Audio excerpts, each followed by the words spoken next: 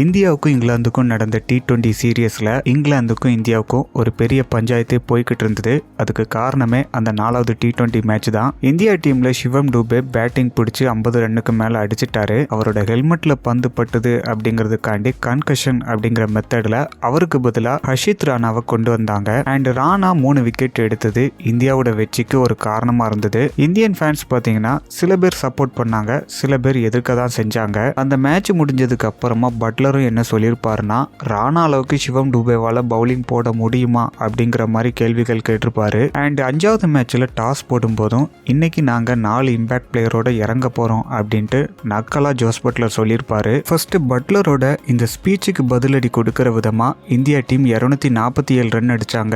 அதுல அதிகபட்சமா அபிஷேக் சர்மா 135 ரன் அடிச்சாரு.